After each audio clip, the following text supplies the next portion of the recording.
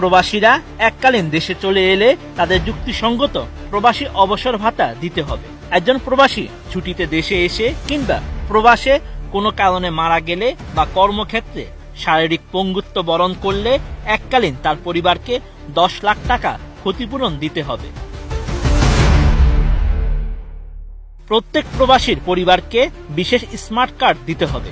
ওই smart card দ্বারা বাংলাদেশের সরকারি, আধা সরকারি, বেসরকারি, স্বায়ত্তশাসিত প্রতিষ্ঠান সহ প্রত্যেকটি সেক্টরে যেমন মেডিকেল ট্রিটমেন্ট, ইউনিয়ন অফিস, থানা, সিটি কর্পোরেশন, ভূমি অফিস, পরিবহন সেক্টর থেকে শুরু করে সব নাগরিক সেবায় প্রবাসীর পরিবার যেন সুফল ভোগ করতে পারে। শুধু পাসপোর্ট, ভিসা কপি অথবা আকামা কপি ব্যবহারের মাধ্যমে প্রবাসীকে সহজ শর্তে প্রবাসী কল্যাণ ব্যাংক এবং সরকার নিয়ন্ত্রিত বা মালিকানাধীন অন্য ব্যাংক থেকে বিনা সুদে বা সহজ শর্তে হাউস লোন, ব্যবসায়িক লোন সহ অন্য লোন দিতে হবে। কোনো কারণে বাংলাদেশে কোনো প্রবাসীর নামে মামলা মোকদ্দমা হলে তা দ্রুত নিষ্পত্তির বিধিবিধান এবং প্রয়োজনীয় ব্যবস্থা গ্রহণ করতে হবে।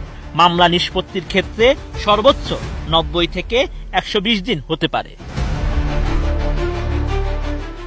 প্রবাসী কোনো সমস্যা হলে বাংলাদেশ দূতাবাস সব ধরনের সহযোগিতা করবে। প্রবাসীদের জন্য কূটনৈতিক তৎপরতা সৃষ্টি করতে হবে। অসুস্থতার কারণে কোনো প্রবাসী দেশে এলে বাংলাদেশের সব সরকারি মেডিকেলে উন্নত চিকিৎসা সেবা দিতে হবে। প্রতি প্রবাসী পরিবারের নিরাপত্তা দিতে হবে। প্রবাসী পরিবারের সামাজিক এবং রাষ্ট্রীয় নিরাপত্তা নিশ্চিত করতে হবে। প্রবাসী পরিবারের সামাজিক অর্থনৈতিক নিরাপত্তা নিশ্চিত করতে রাষ্ট্র বা সরকার উপযুক্ত নীতিমালা গ্রহণ করবে। বিমানবন্দরে কোনো ধরনের লাগেজের ক্ষতি হলে প্রতিটা খালি লাগেজের জন্য 20,000 টাকা 7 দিনের মধ্যে দিতে হবে। অভিবাসনের ক্ষেত্রে এবং বিদেশ যাত্রায় হয়রানির প্রতিরোধ করতে হবে এবং বিমানবন্দরে জটিলতা নিরসনে প্রয়োজনীয় সংস্কার ও কার্যকরী ব্যবস্থা নিতে হবে।